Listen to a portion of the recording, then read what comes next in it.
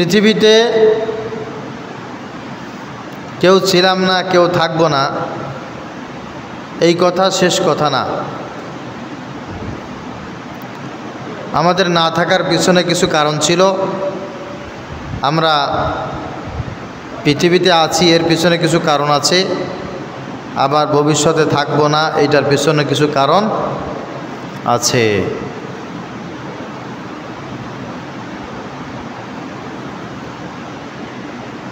পৃথিবীতে যখন আমরা ছিলাম না, তখন আমাদের ইচ্ছা শক্তির কোনো দাম ছিল না। আমাদের কোনো সহায় সম্পত্তি শক্তির কোনো মূল্য ছিল না। আবার যখন চলে যাব, তখন আমাদের ইচ্ছা শক্তির কোনো মূল্য থাকবে, কোনো সহায় সম্পত্তির কোনো দাম থাকবে।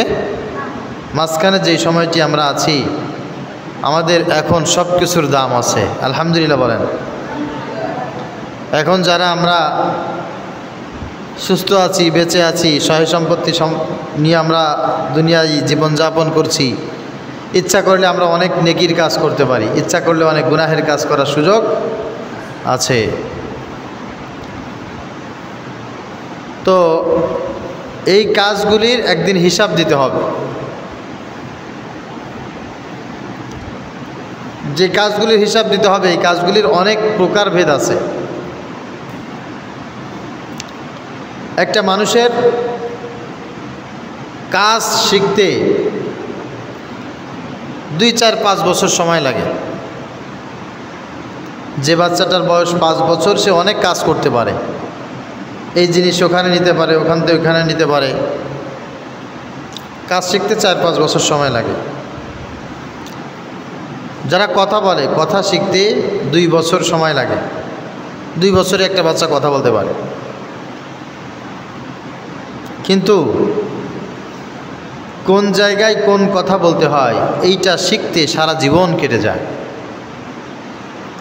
অনেক আছে 2 বছর বয়সে কথা বলা শিখছে, এখন তার বয়স 60, 70, 80 বছর, এখনও পর্যন্ত তিনি জানেন না কোন জায়গায় কোন কথা বলতে হয়। আছে না? আবার 5 বছর বয়সে কাজ করা শিখছে, কিন্তু কোন কাজ করা উচিত, কোন কাজ করা উচিত নয়, এটা এখনো পর্যন্ত শিখতে পারে নাই। এজন্য অনেক দাড়ি পাকা মুরব্বিও এমন এমন কাজ করে যেই কাজ করা উচিত না। আবার অনেক ছোট ছোট বাচ্চারা এমন কাজ করে যেই কাজগুলি করা উচিত। আজকে শুধুমাত্র জীবনের প্রত্যেকটা ক্ষেত্রে যত কাজ করি, এই কাজের তো কোনো গণনার দিক দিয়ে কোনো শেষ নাই।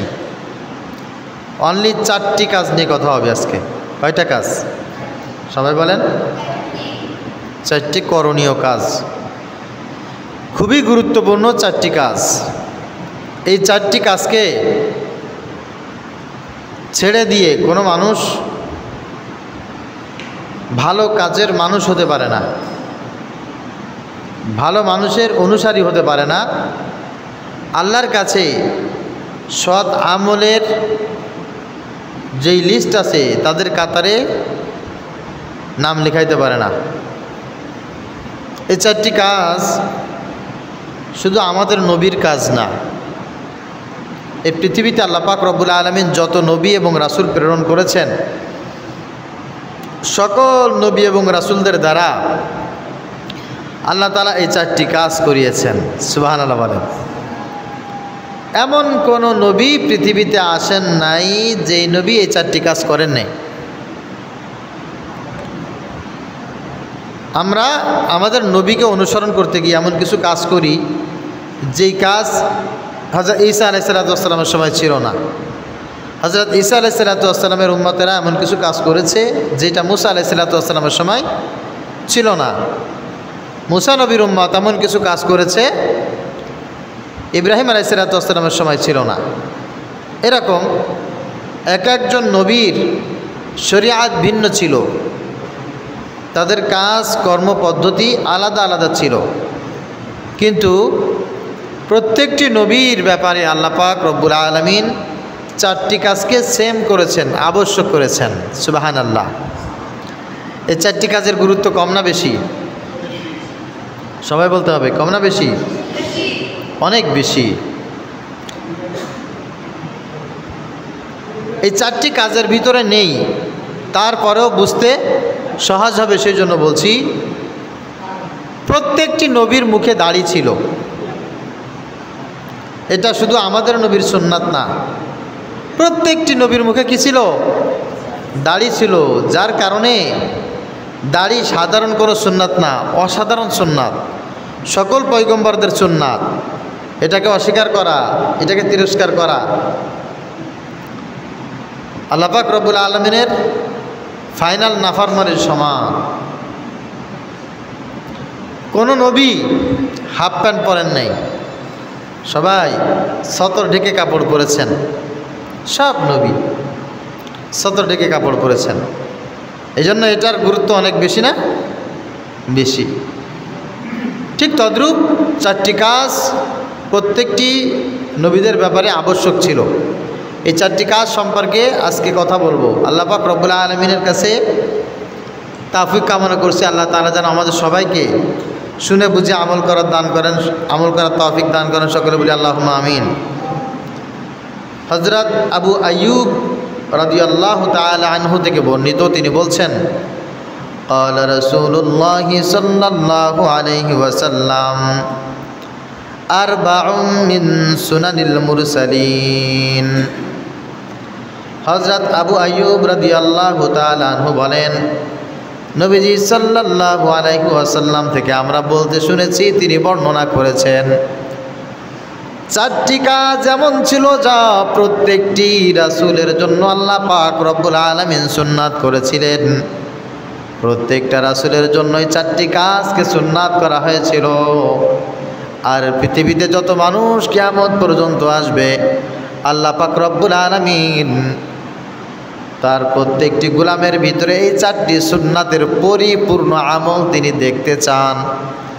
কিয়ামতের ময়দানে আল্লাহ তাআলা বলবে, কিরে তুমি কি আমার রাসূলের অনুসরণ করেছো?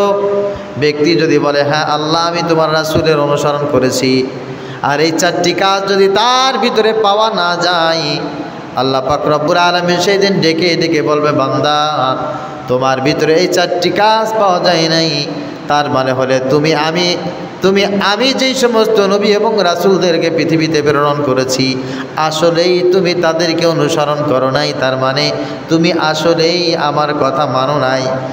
1 নম্বরে, প্রত্যেকটি নবী এবং রাসূলকে আল্লাহ পাক রব্বুল আলামিন কমনভাবে যেই বিষয়টা দিয়েছিলেন আর যেই বিষয় সম্পর্কে তাকিদ করেছিলেন, সেই বিষয়টার নাম হলো আল হায়া। তার মানে হচ্ছে লজ্জা। সবাই মিলে বলেন তো কি বলেছি? লজ্জা। এইটা এমন একটা নিয়ামত, এইটার দাম আল্লাহ পাক রব্বুল আলামিনের কাছে এত বেশি, এত বেশি। যার ভিতরে লজ্জা যত বেশি, তার ভিতরে আল্লাহর ভয় তত বেশি। যার ভিতরে লজ্জা যত বেশি, আল্লাহর হুকুম সেই ব্যক্তি পালন করে তত বেশি। যার ভিতরে লজ্জা যত বেশি, নবী এবং রাসূলদের প্রতি ভালোবাসা, মুহাব্বত, ইতাআত তার জীবনে তত বেশি। যার ভিতরে লজ্জা যত সুন্দর বেশি, তার ঈমান তত সুন্দর তত বেশি। আর যার ভিতরে লজ্জা নাই, নবীজি সাল্লাল্লাহু আলাইহি ওয়াসাল্লাম বলেন, এই ব্যক্তির ভিতরে ঈমানের যাররা পরিমাণ নাই। আল্লাহু আকবার বলেন। এই জন্য আমাদেরকে লজ্জাহীনতা করা, বেহায়া করার কাজের দায়িত্ব হচ্ছে ইবলিসের। আর আমরা যেন সবাই লজ্জাশীল হতে পারি, এই কাজটা শিখিয়েছেন মুহাম্মদুর রাসূলুল্লাহ সাল্লাল্লাহু আলাইহি ওয়াসাল্লাম। সুবহানাল্লাহ। আয়েশা সিদ্দিকা রাদিয়াল্লাহু তাআলা আনহা বলেন, আমি জীবনে যত মানুষ দেখেছি, যাদের সঙ্গে চলেছি, কথা বলেছি, সাক্ষাৎ করেছি, আমার স্বামী মুহাম্মদুর রাসূলুল্লাহ সাল্লাল্লাহু আলাইহি ওয়াসাল্লাম, দুজাহানের বাদশাহ মুহাম্মদুর রাসূলুল্লাহ, তার চাইতে লজ্জাশীল কোনো মানুষ আমি জীবনে এই জমিনে আমার 2 চোখের সামনে দেখি নাই। আমার নবীর এত বেশি লজ্জা ছিল, আমার নবীর ভিতরে লজ্জা এত বেশি ছিল, তিনি কোনো মানুষের চেহারার দিকে তাকায়া কথা বলতে পর্যন্ত লজ্জা পাইতেন। সুবহানাল্লাহ। লজ্জার কারণে তিনি যখন মানুষের সামনে কথা বলতেন, কাছে গিয়ে তখন মুখের উপরে নাকের উপরে ভাবে হাত দিয়ে কথা বলতেন। তার ভিতরে এত লজ্জা ছিল, জীবনে কোনোদিন কোনো মানুষের সামনে তিনি কান চুলকাইতেন না, কোনোদিন চার চোখ পরিষ্কার করতেন না, তিনি জীবনে কোনোদিন মানুষের সামনে দাঁত খেলাল করতেন না, মানুষের সামনে দাঁত পরিষ্কার করতেন না, মানুষের সামনে কোনোদিন হাই তুলতেন না, মানুষের সামনে কোনোদিন তিনি হা হা করে কাশতেন না, লজ্জার কারণ। আমাদের নবীর এত বেশি লজ্জা ছিল, জীবনে কোনোদিন কারোর সামনে তিনি আসন গাড়ি দিয়ে বসতেন না, পায়ের উপরে পা তুলে কোনোদিন বসতেন না লজ্জার কারণে। মানুষের সামনে কোনোদিন জোরে আওয়াজ করে কথা বলতেন না। জীবনে খাবার সময় কোনোদিন চাপুর চুপুর করে খাইতেন না। তিনি খাবার খাইতেন, নিঃশব্দে খাবার খাইতেন। তিনি যখন পানি পান করতেন কোনো আওয়াজ হতো না, তিনি যখন খাবার খাইতেন কোনো আওয়াজ হতো না। তিনি যখন রাস্তা দিয়ে হাঁটতেন পায়ের ভিতরে কোনো শব্দ তিনি করতেন না, লজ্জার কারণে, আদবের কারণে, ভদ্রতার কারণে। এমনকি নারী হোক পুরুষ হোক, আমার রাসূল প্রত্যেকের সামনে তিনি নিজেকে আগলে রাখতেন। কোনোদিন তিনি নারী পুরুষ কারোর সামনে খালি গায়ে উন্মুক্তভাবে চলতেন না। এই জন্য আমার নবীজি সাল্লাল্লাহু আলাইহি ওয়াসাল্লাম তার উম্মতের জন্য বলেছেন, আল হায়াউ শু'বাতুম মিনাল ঈমান। লজ্জা হচ্ছে ঈমানের একটা অর্ধেক বা অঙ্গ। আল হায়াউ নিসফুম মিনাল ঈমান, আল হায়াউ শু'বাতুম মিনাল ঈমান। লজ্জা হচ্ছে ঈমানের অর্ধেক, অথবা লজ্জা হচ্ছে ঈমানের আংশিক। যার ভিতরে লজ্জা যত বেশি তার ভিতরে ঈমান তত বেশি, যার ভিতরে লজ্জা নাই তার ভিতরে ঈমান নাই। ঈমান যার ভিতরে থাকবে তার ভিতরে বেহায়াপনা থাকতে পারবে না। সুবহানাল্লাহ বলেন। নবীজি সাল্লাল্লাহু আলাইহি ওয়াসাল্লামের সামনে এসে একজন সাহাবী বললেন, ইয়া রাসূলুল্লাহ, ইয়া হাবিবাল্লাহ, আপনার সাথে চলতে চলতে আপনার আখলাকগুলো আমি শিখে গেছি, এখন আপনার আখলাকের বাহিরে চলতে আমার লজ্জা লাগে। কি লাগে?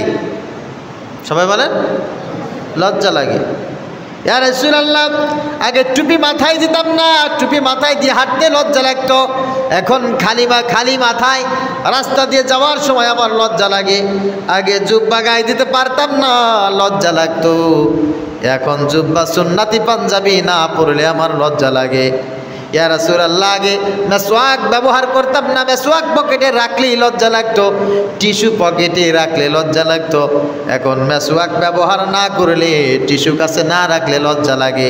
ইয়া রাসূলুল্লাহ, তবে একটা জিনিস আমি আপনার থেকে শিখতে পারি নাই, আমি আপনাকে দেখিও নাই, আপনার কাছে এখন আমি এটা জানতে চাই। ইয়া রাসূলুল্লাহ, ইয়া হাবিবাল্লাহ, আমি তো কোনো মানুষের সামনে নিজের বডিটা পর্যন্ত উন্মুক্ত করি না, তবে আমি তো যখন টয়লেটে যাই আমার পোশাক পরিধান উলঙ্গ হওয়া লাগে।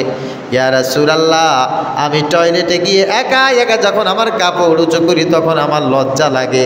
যেহেতু ওখানে কাপড় তোলা প্রয়োজন, আপনি বলেন দেখি কি পরিমাণ কাপড় তুললে আমার লজ্জা লাগবে না?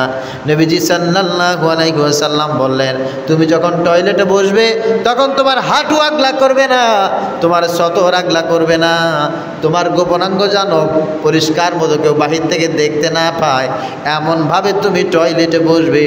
সাহাবীরা বললেন, ইয়া রাসূলুল্লাহ, ইয়া হাবিবাল্লাহ, এটা যদি কোনো মানুষের আখলাক হয়ে যায়, এটা যদি কোনো মানুষের চরিত্র হয়ে যায়, এই মানুষের দ্বারা তো জীবনে কোনোদিন কোনো অবস্থায় কারোর ক্ষতি করা কখনো সম্ভব না। সুবহানাল্লাহ।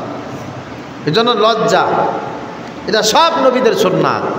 এখনকার সময়ে মানুষের কাজ হচ্ছে বেহায়াপনা করা, লজ্জা দেখানো, এটা হচ্ছে আদিক্ষেতা। লজ্জা প্রকাশ করা, এটা হচ্ছে ওল্ড সিস্টেম। নাউজুবিল্লাহ বলেন। এটা কোনো কথা? এটা কোনো কথা? মানুষের ভিতর লজ্জা থাকবে না? লজ্জা থাকবে কিনা বলেন? সবাই বলেন লজ্জা থাকবে কি না? কম থাকবে না বেশি থাকবে? একজন পুরুষ নারীর সাথে কথা বলতে লজ্জা পাবে, একজন নারী পুরুষের সঙ্গে কথা বলতে লজ্জা লাগবে, তার অন্যায় কাজ করতে লজ্জা লাগবে। আর এখনকার যুব সমাজের কিছু বেহায়া যুবক তো এমন আছে, ছেলের বাপ পর্যন্ত হয়ে গেছে, বিবাহ পর্যন্ত করে ফেলেছে, 20, 22, 24, 25 বছর পর্যন্ত বয়স, এমনকি বুড়ো কিছু খাটাস পর্যন্ত আছে, যারা ছেলে মেয়ে নাতিপুতি সাধারণ মানুষের সামনে হাফ প্যান্ট পরে চলাফেরা করে, আছে না নাই? হাফ প্যান্ট পরে, খালি গায়ে। বয়স্ক একটা লোক হাফ প্যান্ট পরলে কেমন দেখা যায়? ইবলিশ শয়তান তো দেখি নাই, দেখা তো যায় না। মনে হয় ইবলিশ শয়তানের কোনো ছেলে মেয়ে থাকলে যেমন চেহারা হইতো ওই রকম দেখা যায়। যেই বয়স্ক মানুষটা, পুরুষটা হাফ প্যান্ট পরে, ওর লজ্জা আছে? কথা বলেন, লজ্জা আছে? যেই মেয়েটা মাথায় কাপড় নাই, ওড়না নাই, এমনকি গেঞ্জি পরে, শার্ট পরে, জিন্সের প্যান্ট পরে চলাফেরা করে, এর কি লজ্জা আছে? নাই। এখন এর ভিতরে লজ্জা নাই কেন? সহজ উত্তর, এর ভিতরে ঈমান নাই, সেই জন্য লজ্জা নাই। আল্লাহ পাক রব্বুল আলামিন নবীজি সাল্লাল্লাহু আলাইহি ওয়াসাল্লামকে বলেন, ইয়া আইয়ুহান নবী, হে আমার আদরের নবী, কুল লিআজওয়াজিকা ওয়া বানাতিকা ওয়া নিসাইল মুমিনিন ইউদনিনা আলাইহিন্না মিন জালাবিবিহিন যালিকা আদনা আন ইউরাফনা ফালা ইউযাইন ওয়া কানা আল্লাহু গফুরুর রহিমা। আল্লাহ পাক রব্বুল আলামিন বলেন, হে আমার নবী, আপনি আপনার স্ত্রীকে, আপনার পরিবারের মহিলাদেরকে এবং দুনিয়ার সব মুমিন মহিলাদেরকে বলে দেন, তারা যখন রাস্তা দিয়ে হাঁটে তারা যেন মাথার কাপড়টা সামনের দিকে নিচু করে দেয়, তারা যেন একটা চাদর বা হেজাব ব্যবহার করে, যেন পরপুরুষ তাদেরকে দেখে চিনে না ফেলে, পরপুরুষ যেন তাদের অঙ্গ প্রত্যঙ্গগুলো দেখে না ফেলে, তারা যেন রাস্তা দিয়ে যখন যায় লজ্জাশীলতার সাথে যখন তারা চলাফেরা করে, তাদের সৌন্দর্য যেন প্রকাশ করে তারা বেহায়াপনার দিকে না যায়। মনে রাখবেন, যার ভিতরে লজ্জা থাকবে না, রহমতের ফেরেশতা তার কাছে থাকে না, তার ভিতরে থেকে আল্লাহ পাক ঈমান উঠিয়ে নাই। এই জন্য লজ্জাটা হচ্ছে সবচাইতে বেশি জরুরি। এইটা প্রত্যেকটা নবীদের ভিতরে ছিল, প্রত্যেকটা রাসূলের ভিতরে ছিল। একজন আলেম তার ভিতরে যদি লজ্জা না থাকে, আল্লাহ পাক রব্বুল আলামিন তার থেকে ঈমান উঠিয়ে নেবেন। একজন ইমাম, একজন মুয়াজ্জিন, একজন খতিব, একজন আলেম, একজন বক্তা, তার ভিতরেও লজ্জা সবচাইতে বেশি থাকা প্রয়োজন। আমার নবী সাল্লাল্লাহু আলাইহি সাল্লাম লজ্জাশীলতার কারণে কোনোদিন মানুষের সামনে তিনি পানি পান পর্যন্ত করতে চাইতেন না। পানি পান করতেন আলাদা, একটু মুখটি লুকিয়ে, মুখ লুকিয়ে। আর এখন পানি তো দূরে থাক, হারাম জিনিসপত্র খায়, হা করে খায়, মানুষের দেখায়, লজ্জা শরম থাকে? হালাল জিনিস পানি পান করাটা, আমি মানুষের সামনে পানি এরকমভাবে পান করবো, আমি কেমনে ঢোক গিলবো, মানুষ তাকায় তাকায় দেখবে, এটা লজ্জা লাগতো। আমার রাসূলের কাছে, সাহাবীদের কাছে লজ্জার কারণ ছিল। আর এখন তো বিড়ি টানে, কোনো লজ্জার কোনো কারণ নাই। বয়স্ক হোক, যুবক হোক, ছোট হোক, বড় হোক, সবাই সমান তালে একজন আরেকজনের সামনে বিড়ি টানে, লজ্জার কোনো কারণ আছে? দেখুন, বিড়ি নিয়ে আমার প্রশ্ন না, আমার প্রশ্ন হচ্ছে লজ্জা নিয়ে। কি নিয়ে? লজ্জা নিয়ে। লজ্জা থাকতে হবে আপনার ভিতরে। লজ্জাশীলতা এমন জিনিস, আল হায়াউ শু'বাতুম মিনাল ঈমান, আল হায়াউ নিসফুম মিনাল ঈমান। লজ্জা হচ্ছে ঈমানের অর্ধেক অথবা ঈমানের বিশেষ একটা অঙ্গ। যার ভিতরে লজ্জা নাই, তার ঈমান আছে নাই, ঈমান নাই, আর থাকলেও পঙ্গু ঈমান। মানুষ আছে কিন্তু কানা, মানুষ কিন্তু কথা বলতে পারে না, মানুষ আছে কিন্তু কোমর থেকে নিচে পর্যন্ত নাই। এটাকে কি কমপ্লিট মানুষ বলা যায়? এটাকে মানুষ বলে প্রতিবন্ধী, মানুষ বলে না, বলে অটিস্টিক, প্রতিবন্ধী, খোড়া, কানা। ওই এলাকায় একটা কানা আছে, ওই এলাকায় একটা খোড়া আছে, মানুষ বলে না। ওই এলাকায় একটা বোবা আছে। কেন বোবা? কেন ওকে মানুষ বলা যেত না? ঘোড়া কেন ওকে মানুষ বলা যেত না? অন্ধ কেন তাকে মানুষ বলা যেত না? বলে হ্যাঁ মানুষ বলা যেত, কিন্তু একজন মানুষ হওয়ার জন্য যেই গুণ দরকার, যেমন পরিপূর্ণ সুস্থ একটা শরীর দরকার, পরিপূর্ণ শরীর সুস্থ শরীর তার ভিতরে নাই, যেই কারণে তাকে মানুষ বলে না, তাকে লোকে তিরস্কার করে অন্ধ বলে, বোবা বলে, ল্যাংড়া বলে, ঘোড়া বলে। আর যার ভিতরে ঈমান নাই ওই ব্যক্তিটাকে ঈমানদার বলা যায় না। ওই ব্যক্তির ভিতরে দিয়ে আল্লাহ ঈমান উঠিয়ে নেই। ঈমান থাকলেও পঙ্গু ঈমান, যে ঈমান নিয়ে জান্নাতে যাওয়া সম্ভব না, যে ঈমান নিয়ে জাহান্নাম থেকে মুক্তি পাওয়া সম্ভব না। এই জন্য মুফতি ফয়জুল করিম দামাত বরকাতুহুল আলিয়া হুজুর বলেন যে যুবকেরা দাড়ি ছাড়ছে, আমার এরকম যুবক লোক লাখো লাখো যুবকের সাথে আমার সাক্ষাৎ হয়েছে, একটা যুবককেও আমার পছন্দ হয় নাই। সব কটা যুবককে আমার একটু বেহায়া বেহায়া মনে হয়েছে।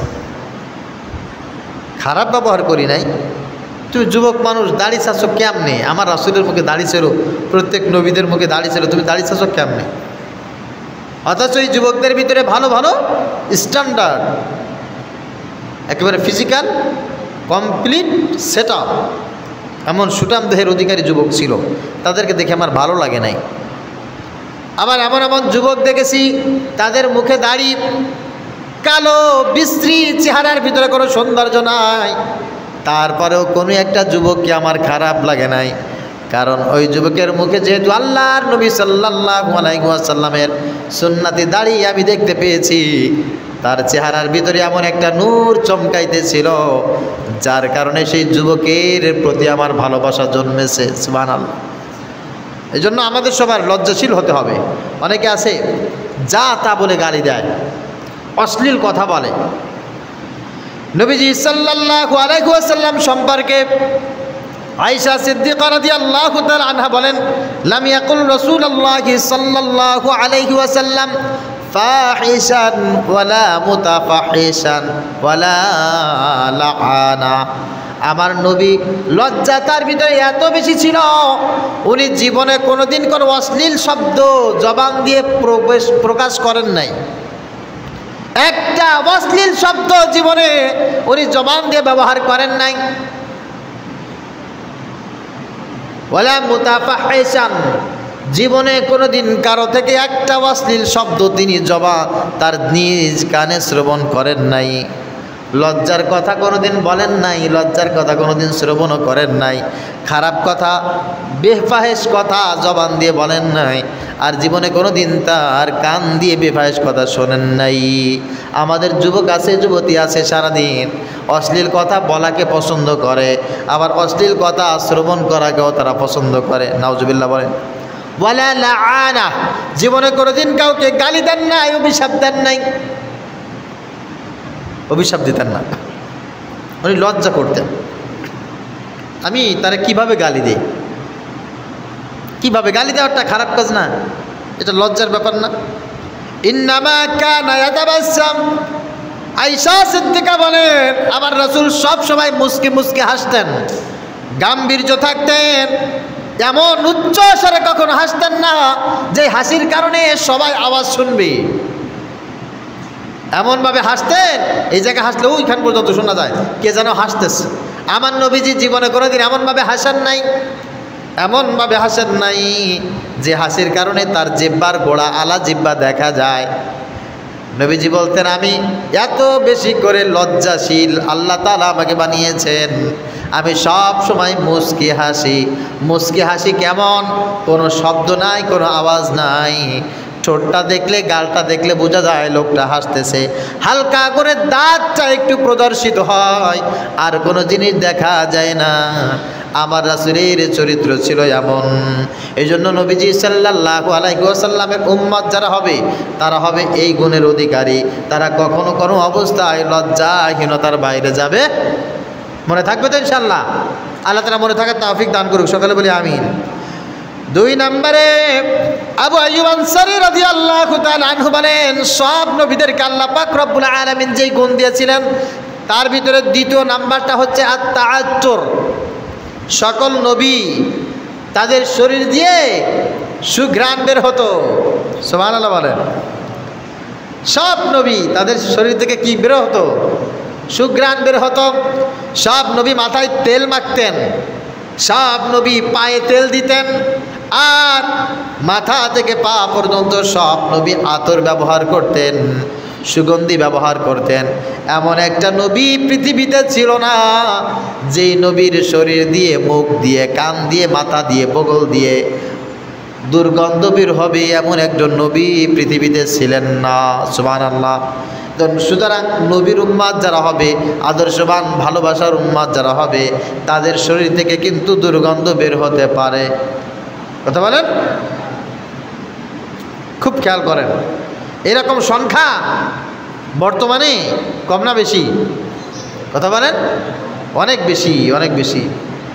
আমরা মাঝে মাঝে খুব কষ্ট পাই, খুব কষ্ট পাই। বাপেও উদাসীন, মা উদাসীন, বাচ্চা উদাসীন। বাবার গাল দিয়ে মুখ দুর্গন্ধ আসে, মায়ের মুখ দিয়ে দুর্গন্ধ, বাচ্চার মুখ দিয়েও দুর্গন্ধ। এর জন্য ট্রিটমেন্টও করায় না, মানুষকে শুধু কষ্ট দেয়। অনেক ক্ষেত্রে আমরা বাচ্চাদের পড়া শুনি না। কথা বলেন, বাচ্চাদের পড়া শুনি, হেফস পড়ে, কেরাত বিভাগে পড়ে, নুরানি পড়ে, তাদেরকে পাশে বসে বলি পড়া শোনাও,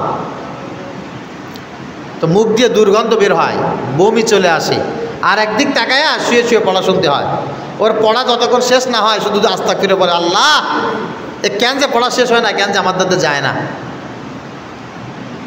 কেন? ভালো মানুষ যারা, তাদের মুখ থেকে দুর্গন্ধ আসতে পারে না। আমার রাসূল এটা পছন্দ করতেন না। পৃথিবীর কোন নবী রাসূলদের মুখ দিয়ে দুর্গন্ধ আসতো না। আপনার আসে কেন? বলে রোগ, হ্যাঁ রোগ ঠিক আছে, এর প্রতিষেধক আছে না নাই? কথা বলেন, প্রতিষেধক আছে। আপনি প্রতিষেধক হিসাবে কি ব্যবহার করেছেন?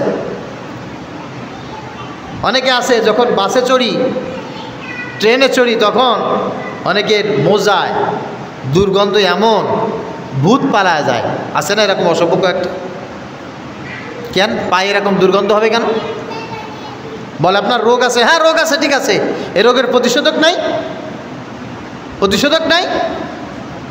শরীরে দুর্গন্ধ, নামাজের সময় পাশে দাঁড়াইলে সূরা কিরাতের মনে আসে না, মনে চায় নামাজ ছেড়ে দিয়া আমি ওই পিছনের কাতারে একা একা যেয়ে দাঁড়াই।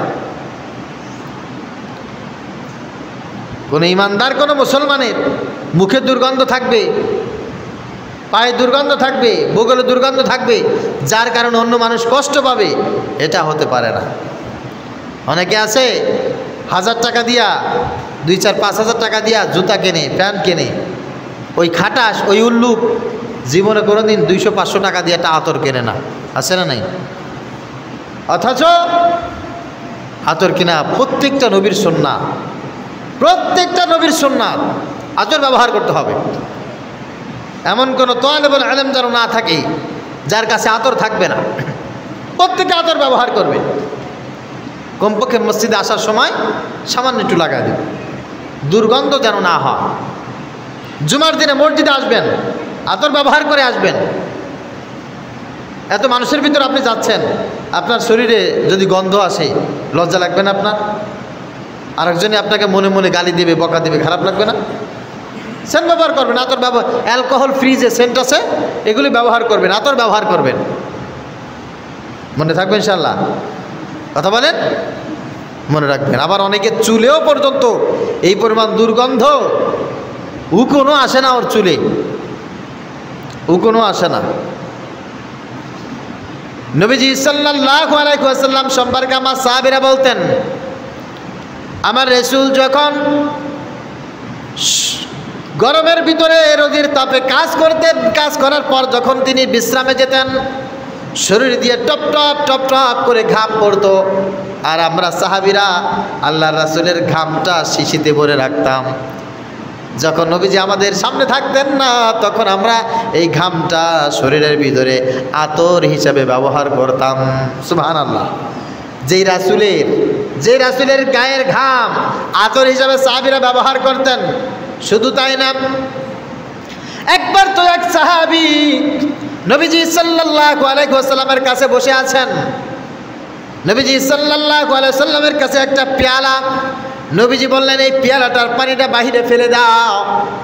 তখন লোকটা বলছে ইয়া রাসূলুল্লাহ কোথায় ফেলবো? বলে এমন জায়গায় ফেলবে যেখানে মানুষ হাঁটা চলাফেরা করে না, মানুষের পায়ের কদম পড়ে না, এমন জায়গায় ফেলে দাও। লোকটা পানির পেয়ালা নিয়ে বাহিরে গেলেন, যাওয়ার পর দেখে পানি থেকে এমন সুঘ্রাণ, মেশকে আম্বরের মতো ঘ্রাণ পানি থেকে। এদিকে তাকায় ওদিকে তাকায়, দেখে কেউ নাই, বাটির পানি সঙ্গে সঙ্গে সব পান করে ফেলেছে। নবীজি বলছেন কিরে আমার সাহাবী, পানিটা ফেলে দিয়েছে তো? বলে হ্যাঁ ফেলে দিয়েছি। কোথায় ফেলেছো ইয়া রাসূলুল্লাহ? যেখানে কোনো মানুষের পা পড়ে না, কদম পড়ে না, সেই জায়গাটায় ফেলে দিয়েছি। নবীজি বলেন সত্যি করে বলো পানি কই ফেলেছ? ইয়া রাসূলুল্লাহ পানিটা তো আমি পান করেছি।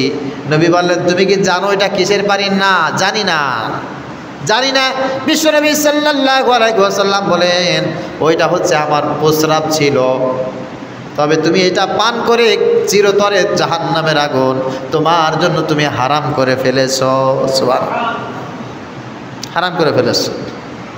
যেই নবীর শরীরের পবিত্রতা ছিল এত বেশি, সেই নবী এত বেশি আতর ব্যবহার করতেন, সুগন্ধি ব্যবহার করতেন। হাতের তালুতে আতরের শিশি শুধু ঢেলে দিতেন, একেবারে খয়রাতের মতো এরকম না, শিশি শুধু ঢেলে দিতেন। তেল যেমন ঢালে ওইরকম ঢেলে দুই হাতে এরকম দিতেন, দিয়ে মাথা থেকে পা পর্যন্ত শরীরের সব জায়গায় আতর ব্যবহার করতেন। উনি যদি কোথাও সেজদা দিতেন, সেজদার জায়গায় আতরের ঘ্রাণ পাওয়া যেত। কারোর সঙ্গে যদি মুসাহাফা করতেন, তার হাতের ভিতরে আতরের ঘ্রাণ পাওয়া যেত। যদি কোনো রাস্তা দিয়ে যেতেন অনেকক্ষণ পর্যন্ত ওই রাস্তায় আতরের ঘ্রাণ পাওয়া যেত। এই পরিমাণ আতর তিনি ব্যবহার করতেন, এই পরিমাণ সুঘ্রাণ তিনি ব্যবহার করতেন। এই সুঘ্রাণ ব্যবহার করাটা আমার রাসূলের কাছে সবচাইতে বেশি প্রিয়। তিনি বলেন আমার সাহাবীরা শোনো, উহিব্বু ইলাইয়া মিনাদ দুনিয়া সালাস, তিনটি কাজ আমার কাছে সবচাইতে বেশি প্রিয়। এক নম্বরে হচ্ছে আত্মীব, সুঘ্রাণ ব্যবহার করা, আতর ব্যবহার করা আমি রাসূলের কাছে সবচাইতে বেশি প্রিয়। দুই নাম্বার হচ্ছে আন-নিসা, মহিলা জাতিদেরকে সম্মান করা আমার কাছে সবচাইতে বেশি পছন্দের কাজ। তিন নাম্বার হচ্ছে জুইলাত কুররাতু আইনি ফিস সালাহ, বিপদে আপদে মুসিবতে যখন কোনো সমস্যা হয় সঙ্গে সঙ্গে ওযু করে 2 রাকাত নামাজ পড়া, এটা আমার কাছে সবচাইতে বেশি প্রিয় কাজ, সবচাইতে বেশি প্রিয়। যে নবীর এত গুণ ছিল, তার একটু আতর ব্যবহার না করলে কি হইতো? হ্যাঁ, তিনি আতর এই পরিমাণ ব্যবহার করতেন। আর আমি রাসূলের উম্মত, আমার ঘরে আতর নাই, আতর ব্যবহার করি না। আতরের যে কত গুণ, এই বিষয়টা আসলে যদি আপনারা 2-4-5 মিনিট শুনতেন দিলের কান দিয়ে, আমার মনে হয় জিন্দেগি চেঞ্জ হয়ে যাইত। একজন বক্তা আছে সাদিকুর রহমান আল আজহারি, চেনেন না আপনারা? আমাদের ভাই বন্ধু মানুষ। রমজানে টেলিভিশন প্রোগ্রাম শেষ করে গাড়িতে করে আমরা একসাথে আসতেছি, তো গাড়ির ভিতরে বসেই আমার বলছি ইমরান ভাই আতর নেন। আমি বলছি ভাই ইফতারের আগে আগে এখন আতর দিয়েন না। তো বলছে কি যে আতরটা নেন, উপকার আছে। আমি কি বলেন, কি উপকার? বলে এই যে আতর, এই আতরের কেজি 1 কোটি টাকা। কত? এই আতরের কেজি 1 কোটি টাকা। আমাদের ছোট্ট একটা শিশি, এই শিশিটার আতরের দাম 57,000 টাকা, অল্প একটু আতর। বলছেন এই আতরটা আমাকে দুবাই থেকে একজনে গিফট পাঠাইছে। এই আতরের 10টা গুণ আছে, কমন গুণ, কমন 10টা গুণ আছে। তার ভিতরে 1-2টা আপনাকে একটু বলি। কি? এই আতর যদি আপনি ব্যবহার করেন, আপনার হার্টের রোগ থাকলে ভালো হয়ে যাবে। হার্টের রোগ থাকলে কি হবে? ভালো হয়ে যাবে। এই আতর যদি আপনি ব্যবহার করেন, আপনি স্ট্রোক করবেন না। এই আতর যদি ব্যবহার করেন, জিন পয়রি আপনারা ধরবে না। এই আতর যদি ব্যবহার করেন, কি আপনারা জাদু টুনা করলে, তাবিজ কবজ করলে আপনাকে ধরবে না। একটু আসতে পারেন সুবহানাল্লাহ। বলে আতর এত গুণ? হ্যাঁ, আতরের এই পরিমাণ গুণ। আমি ভাই জলদি করে আমার একটু দিয়ে দেন।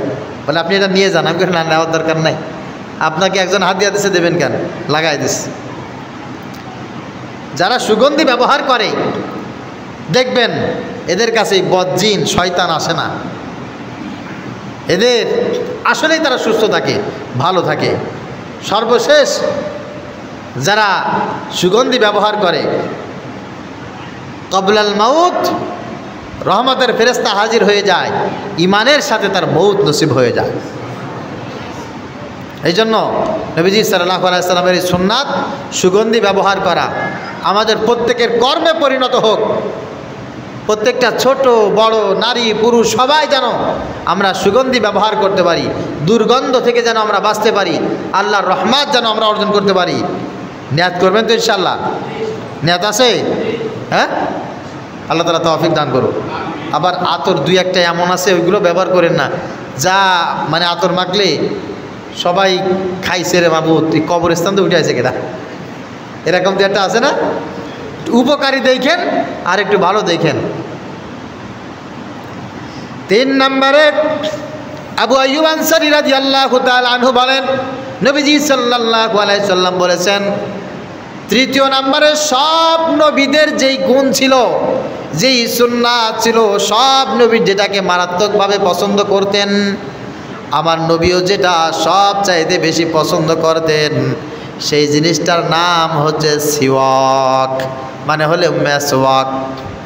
মেসওয়াক শুধু আমাদের নবীর সুন্নাত না, আদম আলাইহিস সালাম থেকে শুরু করে মুহাম্মদুর রাসূলুল্লাহ সাল্লাল্লাহু আলাইহি ওয়াসাল্লাম পর্যন্ত যত নবী যত রাসূল পৃথিবীতে আসছেন, সব নবী এবং রাসূলদের একটা কমন সুন্নাত ছিল মেসওয়াক।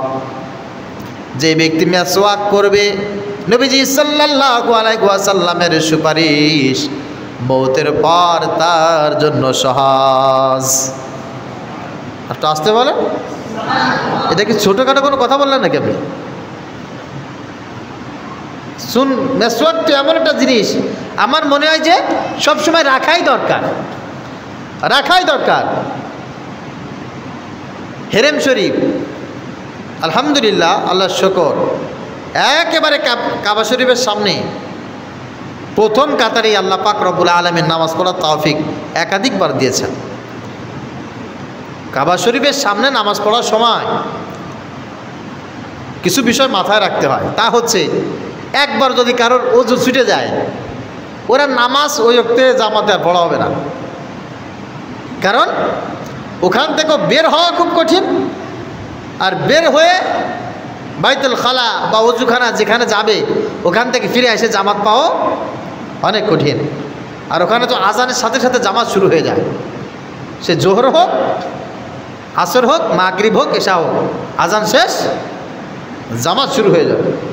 সুন্নাত পড়ার জন্য ফজরে একটু সময় পায়, জোহরে একটু সময় পায়, সেটা ঠিক আছে, কিন্তু তারপরও আজানের সাথে সাথে নামাজ, আজান শেষ সবাই কাতারবদ্ধ হয়ে যাবে, ওইখানেই সুন্নাত, ওখানেই ফরজ, ওখানে বসে থাকবে।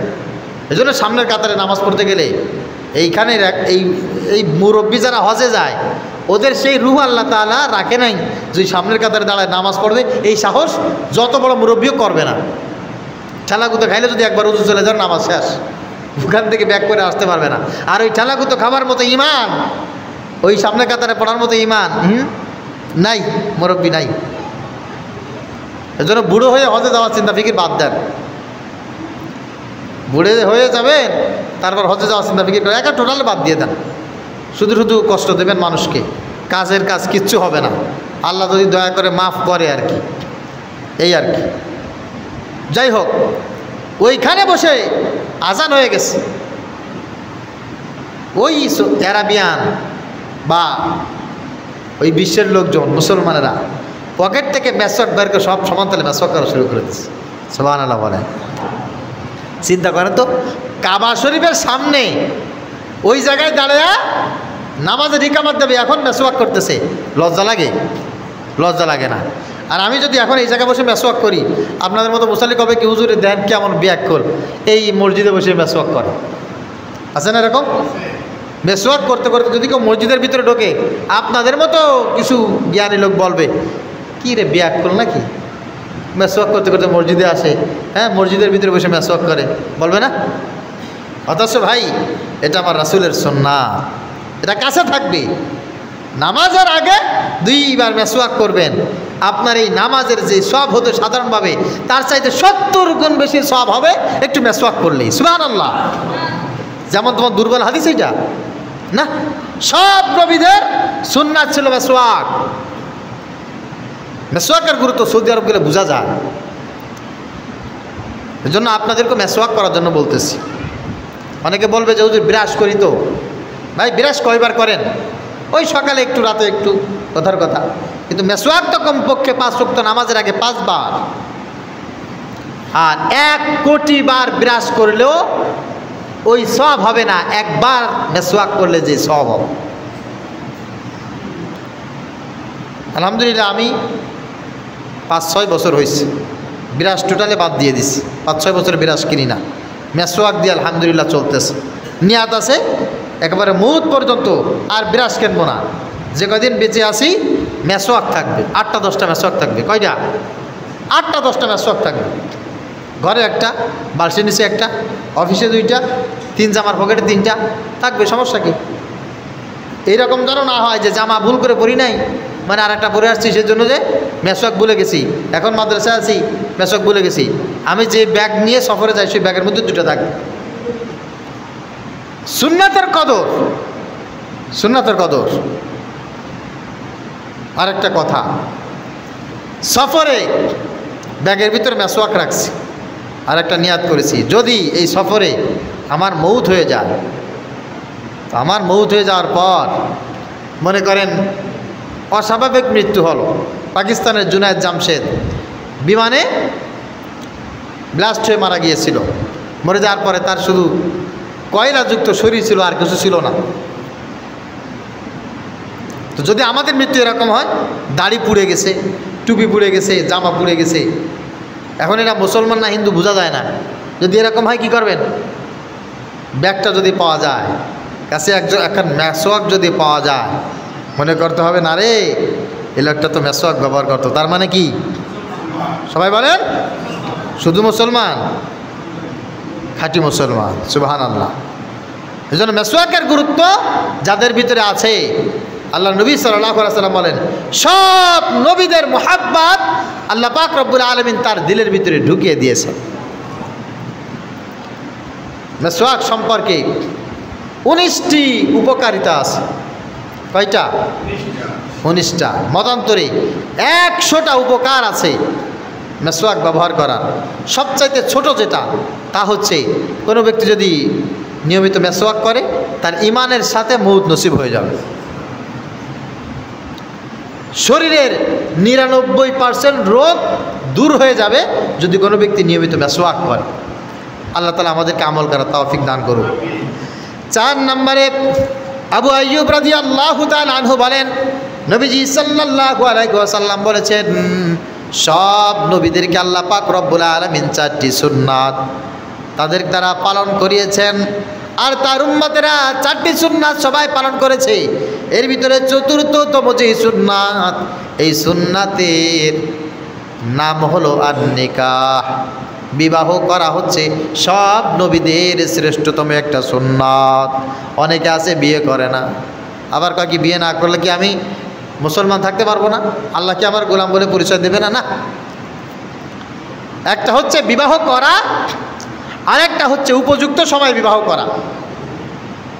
উপযুক্ত সময় বিবাহ করা। এমন একজন নবী রাসূল ছিলেন না যাকে আল্লাহ পাক রব্বুল আলামিন নিজে বিবাহ দেন নাই। সুবহানাল্লাহ বলেন, আর একটু আসতে বলেন। এইটার সুন্নাত, এটার গুরুত্ব আল্লাহ পাক রব্বুল আলামিন এত বেশি রেখেছেন। নবীজি সাল্লাল্লাহু আলাইহি ওয়াসাল্লাম এক ভাষণে বলছেন, আমার সাহাবীরা তোমরা বিবাহ করো। তাকে বিবাহ করবা যে বেশি বেশি সন্তান জন্ম দিতে পারে। তোমরা বিবাহ করলে আমার উম্মতের সংখ্যা বাড়বে, আর কিয়ামতের ময়দানে আমি সব নবীদের সামনে দুহাত উঁচু করে, মাথা উঁচু করে দিয়ে উঁচু আওয়াজ করে আমি বলবো আমার উম্মতের সংখ্যা বেশি। সুবহানাল্লাহ। আর বিবাহ ছাড়া সন্তান আশা করা যায়? এই জন্য বিবাহ বিমুখ যারা হবে তারা দিন বিমুখ হয়ে যায়, ধর্ম বিমুখ হয়ে যায়।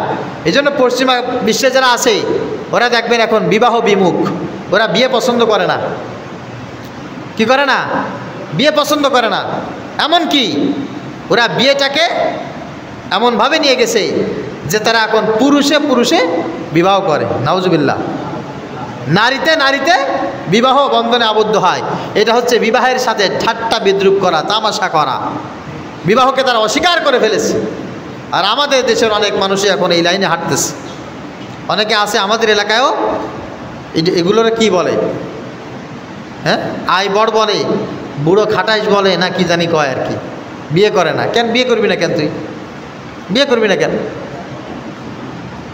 নারী হোক পুরুষ হোক, বিয়ে করা একজন মানুষ হিসাবে আপনার উপরে আবশ্যক করেছেন মুহাম্মদুর রাসূলুল্লাহ সাল্লাল্লাহু আলাইহি ওয়াসাল্লাম। এজন্য বিবাহের প্রতি উৎসুক থাকা, আগ্রহ থাকা, প্ল্যান পরিকল্পনা থাকা আল্লাহর গোলামের, নবীজির একজন উম্মতের অন্যতম শ্রেষ্ঠতম একটি কাজ। আর একটা হচ্ছে সঠিক সময় বিবাহ করা। একটা হচ্ছে বিয়ে করা, আরটা হচ্ছে সঠিক সময় বিবাহ করা।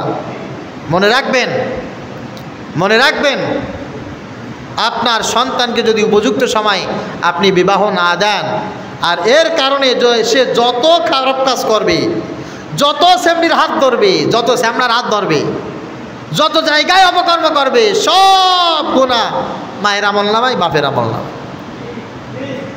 ইন্না আতানা সাদাতানা ওয়া কুবারানা ফাদাল্লুনা সাবিলা। কিয়ামতের ময়দানে এই ছেলেটা বলবে, আল্লাহ আমার আব্বারে খুশি করতে আমি সকালে মানে বিলে গেছিলাম, সন্ধ্যে আসছি, সারাদিন কাজ করছি। আমার মাকে খুশি করার জন্য আমি স্কুলে পড়তাম, কলেজে পড়তাম, সকালে বেরোইছি, সন্ধ্যের সময় আইছি। আমার মাকে বাবাকে খুশি করার জন্য বিদেশ চলে গেছিলাম, 5 বছর পরে আসছি। এই মা, এই আব্বা এত কিছু আমাকে করতে বলছে, এত কিছু করছি। যদি আমাকে বিয়ে করতে বলতো আমি কি না করতাম নাকি? আমি বিয়ে করি নাই, এই জন্য আজকের এই খারাপ কাজগুলো করছি। তাই আমাদের ময়দানে এই মা, এই বাবা চোরের কাতারে, ব্যভিচারের কাতারে দাঁড়াবে সন্তানদেরকে সঠিক সময়ে বিবাহ দেওয়া না দেওয়ার কারণে।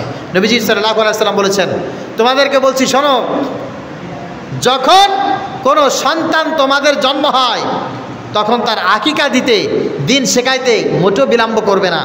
যখন কোনো মানুষ মারা যায় তাকে দাফন দিতে বিলম্ব করবে না।